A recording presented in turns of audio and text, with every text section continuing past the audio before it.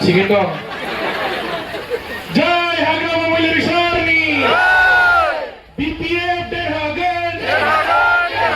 BPF Derhagan.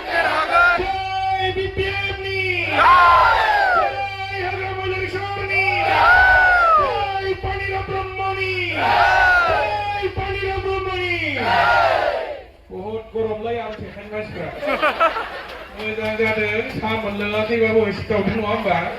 ओरैनो ready खालायगासिनो साहाखौ होगोन होनदों आं सोंदों मानसिफ्रा बिराद खस्थ' खालामनानै फैदों लाल साहा गोदै लोंहोलाय होनदां सेंग्राफोरखौ मिथिंजाय रेडि खालायगासिनो दं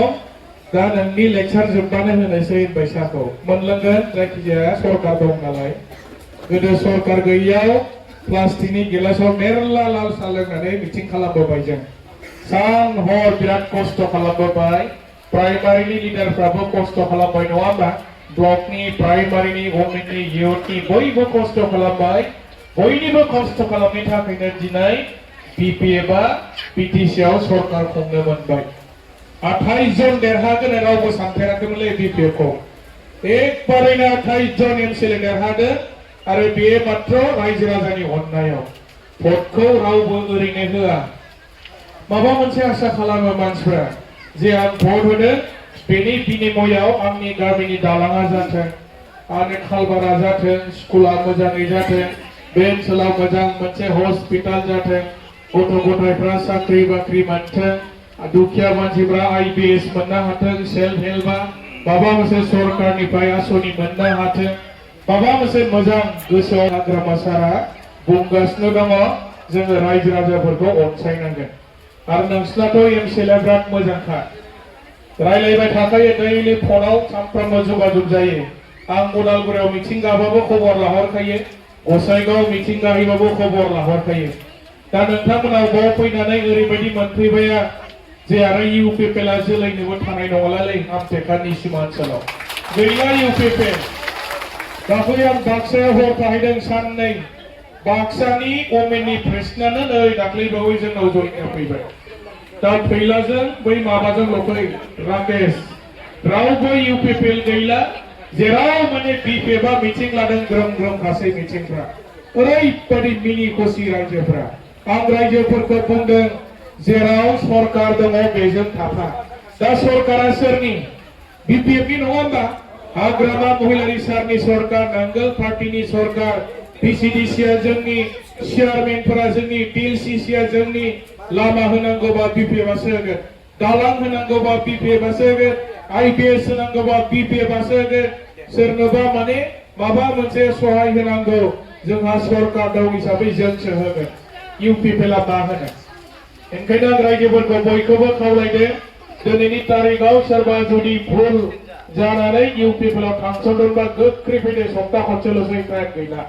इउपिपिएल खालामनानै रानलाबायगोनलै गोबां जायगायाव सोंबाय जोंनि आइजोफोरखौ सेल्फ हेल्पनि ग्रुपनि फैसा मोनजोबाखै होननानै बाहाय मोनजोब्बायना मोनजोबाखै मोनथ'वाखैना एकाउन्टआव हाबाखै दा नामखौ हरनायफ्रालाय दाखालि बावै हरनायफ्रा मोनथ'वाखै सिएसडि अफिसाव आं रायलायबाय अफिसनिफ्राय अलरेडि बेंकआव थांजोब्बाय किन्तु बेंकआ एयार एन्डिंनि थाखाय खामानि मावनाया एसे लेट जादों आरो सोरनाबा हिनजावफोरना जोंना आईएफएससी कोडजों एकाउन्ट नाम्बारजों मिलायाखै अफिसनिफ्राय मैयाबा आंनाव फन हरदों बेखौ सारमोना कारेक्सन खालामनानै हरफिननांगौ होनना बुंदों जाय मोनाखै जोंहा एमसिएलए दंखायो बिथांनि आखायाव नामखौ लिरना होफैफिन दाख्लै बे हरनाया दै आं नोंथांमोननो खोथा होबाय साननै सानथामनि गेजेरावनो नोंसिनि एकाउन्टआव फैसा हाबगोन आं नोंथांमोननो खोथा होबाय दिनै जागोन ना जाया रायजोफोर जाय मोनाखै एमसिएलएनि आखायाव लिरनानै होदो बा पिसिडिसि चेयारमेनफोरनि आखायाव लिरना होदो आं अफिसाव फन हरगोन निसिमानिखौ सोना होजोबनांसिगौ होननानै बेयो लगे हाबजोबगोन 10,000आ गोबां मोननो गोनां दंबावो अलरेडि नामा बेंकआव थांजोबखाबाय बिथांमोना बुंदों आईएफएससी कोडआ सोरनाबा भुल आरो सोरनाबा मा जानानै दङ जे बेंकनि एकाउन्टआ थैना दंजोबो केवाईसी होनांगौलै केवाईसी सोरबा हिनजावफ्रा खालि जिर' बेलेन्सआवल' एकाउन्ट खुलियो जिर' बेलेन्सआव दङ ओमफ्राय मा होनोमोनलाय बे गामि फिसा बेंक थानाय CSP कास्टमार सार्विस पॉइंट बेहाय खुलिनायफ्रा गोबां प्रब्लेम जादों डाइरेक्ट बेंकआव खुलिनांगौ एकाउन्टखौ दा बिथांमोनानो फैसाया सोरनाबा हाबाखैब्लाबो सिन्था नांगौ गैया बेखौ आङो अफिसाव अलरेडि रायलायखाबाय जास्ट लिरनानै क'क्राझाराव थांनानै आंनि आखायाव इयुथनि सेंग्राफ्रा गथायबाबो जागोन बा ब्लकनि प्रेसिडेन्ट सेक्रेटारिफ्रा गथायबानो आं अफिसाव बुंना हरगोन नैबेखौ सोना हरनांसिगौ जागोन ना होमबा रायजोफोर जोङो बावाखै बे जायगायावनो फैनानै हाग्रामा सारजों आंजों लेक्सार होनाय गोसो दङ आङो खेबसे हेलिकप्टारजों बाफैदोंमोन अबेबा दैमा जिङाव ओरैसो थाखो गोसोआव गैला ओरैसोमोन ना बाहायबो आङो लेक्सार होफैदों हाग्रामा सारजों आंजों हेलिकप्टारजों फैनानै बुंफैदों जोङो सरकाराव फैयोबा सेल्फ हेल्प ग्रुपनो जोङो फैसा होगोन जोङो बिपिएफआ दायो 33,320 टा सेल्फ हेल्प ग्रुपनो जोङो फैसा होबाय इलेक्शन जोबनायनि उनाव जोङो सेल्फ हेल्प ग्रुपनि फैसा होनाय खामानिखौ जोङो जागायफिनगोन 2 लाख थाखाखौ मोनाखै होननानै गोबां लाइमोन सेंग्रा सिख्लाफ्रा आफसोस जादों गोसोआवहाय सिन्था खालामनांगौ जेबो गैया दासो जागायदों सरकारा 5 मासल'सो जादों इलेक्शन जोबनायनि उनाव एबार जोङो 2 लाख थाखाखौ टोटेल बिटिसिआवहाय 15,000 जों लाइमोन सेंग्रा सिख्लाफोरनो जों होनायखौ आरम्भ खालामफिनगोन जेबो सिन्था नांगौ गैया जास्ट बेखौ मोननो थाखाय जोंहा मोनसे खामानि मावनांगौ सोरहाबा काटिं निटिं बिउटि पार्लारनि स्किल सार्टिफिकेट नोंथांमोना दिहुननानै लानांगोन सोरबा माने एग्रिकालचाराव ट्रेनिं लानाय ट्रेड लाइसेन्स कम्पिउटार सार्टिफिकेट बायदिसिना सार्टिफिकेट लाब्लानो बे 2 लाख थाखाखौ मोननो हागोन इउपिपिएलनि माखासे मानसिफ्रा बुंदों बे 2 लाख थाखाया लायनो लन सोनो लन नङा रायजोफोर बिपिएफ सरकारनो 2 लाख थाखाखौ थाइसेबो सुद होनाङा आरो आथोनाबो जोंनो रिटार्न खालामनानै होनाङा बेफार मावना जानो जोंनि हाग्रामा सरकारा रायजोफोरनो होदों थाइसेबो घुरायना होनाङा दै रायजोफोर बेखौ इउपिपिएलआसो होनबाय थादों सोरबा आंनावबो मेसेज हरनानै सोंहरदों बे 2 लाख थाखाया लन नामा सार होननानै लन नङा थाइसेबो सुदबो नाङा फैसाखौ घुरायनानैबो होफिननाङा जोंनि सरकारनो बेखौ जोङो बेफार मावना जानो थाखायसो बे फैसाखौ जोंनि सरकारा होदों नाथाय खायफा जायगायाव जों खोनादों 2 लाख थाखाखौ मोननायनि उनाव जोंनि माने गोबां सेंग्रा सिख्लाफोरा थाम थुम माने दखानाव थांनानै आइफनसो बायना लादों होननाय खोनादों 2 लाख थाखाखौ होनायनि उद्देश्यआ मामोन बङाइगावआव थांनानै आइफन बायहैनाय खबर मोनदों जों क'क्राझाराव थांनानै आइफन बायहैनायनि खबर मोनदों जोङो 2 लाख थाखाखौ जों मानो होआ 2 लाख थाखाखौ मोननायनि उनाव जाहाथे जोंनि सेंग्राफोरा रेस्टुरेन्ट खुलिनानै जानो हायो 2 लाख थाखाखौ मोननायनि उनाव सोरबाया जाहाथे फुख्रि जावनानै फिसारिनि खामानि मावनानै जानो हायो सोरबाया जेरेस दुकान सोरबाया माने रेस्टुरेन्ट सोरबाया माने दाउ बयलारनि बिजनेस सोरबाया माने कम्पिउटार दखान सोरबाया बिउटि पार्लार काटिं निटिं मोजां माने स्टेन्डार्ड रोखोमनि सेलुन बायदिसिना बिजनेस मावनानै जाथों होननानैसो 2 लाख थाखाखौ होनाय जादों किन्तु सोरबा माने 2 लाख थाखाखौ मोनखांनायनि उनाव धाम धुम माने आइफन बायला जोब्बाय होननाय जों खोनादों आरो किन्तु जोंना थांखिया बे नङा थांखिया जाबाय फैसाया मोजां खामानियाव बेबहार जानांगौ मोजाङै माने बेखौ बेबहार खालामनानै बिजनेस खालामनानै जानो थाखाय होनाय जादों जोङो होबाय थागोन बे होनाया कन्टिनिउ सोलिबाय थागोन आइबिएसआव गोबां मानसिफ्रा आफसोस जादों जों मोनाखै सार होननानै बुंदों सोरबा माने मोनैफ्राबो आफसोस जानाङा इलेक्शन बायनायनि उनाव 10,000 आइबिएस होनाय जोंनि गरिब गुन्द्रा सोरबा मैगं खानानै जाग्रा सोरबा माने बन दाननानै जाग्रा रिक्सावाला ठेलावाला बायदिसिना हाजिरा मावनानै जाग्रा बेबायदि गरिब थाखोनि मानसिफोरनो जोङो 10,000 देग्लाय जोङो 50,000 सारा बिटिसिआव 50,000 जों मानसिनो जोङो आइबिएसखौ होबाय आरोबाव होनाय खामानिखौ जोङो जागायफिनगोन बिकलांगफ्रा गोबां जायगायाव मोनाखै जों खोनादों बेखौबो जों आरोबाव होफिनगोन जोङो खबर हरगोन ब्लक लेभेलावहाय ब्लकफोरा खबर मोनगोन प्राइमारि कमिटिया खबर मोनगोन नाथाय माखासे जायगायाव जोंना लिडारफ्रा बिखुनजो बिबनांफोरनोसो होग्रोबाय होननानै कमप्लेन दंलै सिबा बिराद रागा जोंगासिनो दं नंगौना नङा गोबां जायगायाव सोरबा बिखुनजोनोसो होग्रोबाय होनदों आइबिएसखौ सोरबा बिबनांनो होग्रोबाय सोरहाबा बिजामादैनो होग्रोबाय होननाय जों खोनाहैदों आरो क'क्राझाराव दा चिफ सारा बुंदों लिडारफोरा बेबायदि खालामबाय थायोबा जारला दं होनना बुंदों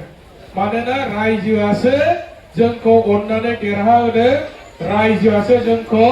माने भिसिडिसि चेयारमेन खालामदों BPF नि सरकार लाबोदों जोङो रायजोखौ अननो रोंनांगोन नङा होमबा एबारनिफ्राय जोंना प्राइमारिनि लिडारफोरा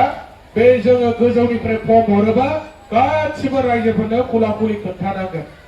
बयबो मोनखागोन खेबसेनो होजोबनायाबो सम्भब नंखाया दा बे खोथाखौ जोंनि चिफ सारा फोरमायदों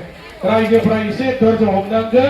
जोङो बयनोबो होनो थाखाय नाजागोन जेब्लासिम जोंनि सरकारा थाबाय थागोन जेब्लासिम बिटिसिआवहाय हाग्रामा महिलारि सारा सिट जानानै थाबाय थागोन अब्लासिम जोंनि बै मोनबा गेरेन्टि बे रायजोफोरनो जा खोथा होनाय जों बेखौ मावलांबाय थागोन जेबो गिनांगौ गैया दासो जागायदों जोंनि सरकारा दा बेनिखायनो जोङो रायजोफोरखौ जा खोथा होदों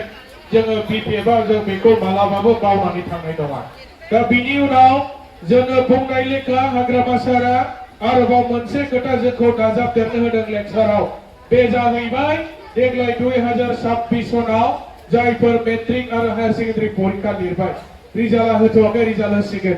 जोंनि बै जायफोर BTC ओनसोलनिफ्राय टप 10 जायगा आवग्रिनो हागोन फर्स्ट हाइस्ट नाम्बार मोनहागोन 10 जन फरायसा फरायसुलिफोरखौ सायख'नानै जोंनि सरकारनिफ्राय 2 लाख 3 लाखसो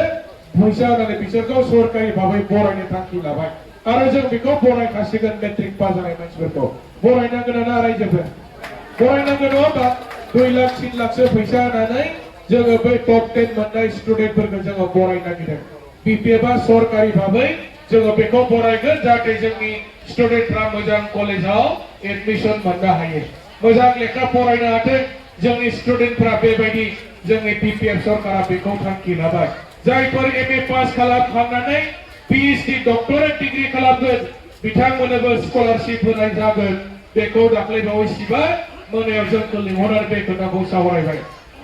बोसोरफ्रोमबो जोङो युथ फेस्टिवल खुंगोन बे खोथाखौ सावरायनाय जाबाय फैगौ बोसोरनिफ्राय दैजिं फेस्टिवला सरकारि भाबै जागोन रायजोफोर दाख्लैबावै सरकारा गोदान हास्लाबासै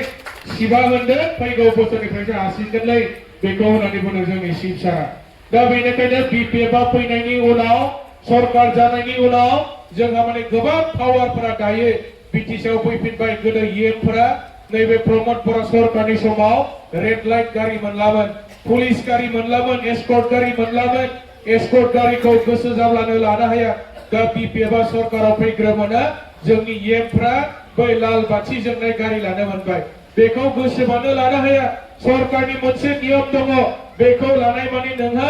स्टेट रेंकनि माने मिनिस्टारनि समान पावार बे पावारखौ हाग्रामा सारा लाबोफिनबाय 16टा डिपार्टमेन्टखौ लाबोफिनबाय साख्रि होनायनि पावार गैलामोन साख्रि होनायनि पावारखौ लाबोफिनबाय इलेक्शन जोबनायनि उनाव 984 जन 984 LP आरो ME स्कुलनि मास्टारनि साख्रि होनाय जासिगोन टेट मास्टार अलरेडि स्क्रुटिनि खामानिया जोबबाय मास्टार साख्रिया डिक्लेयार जासिगोन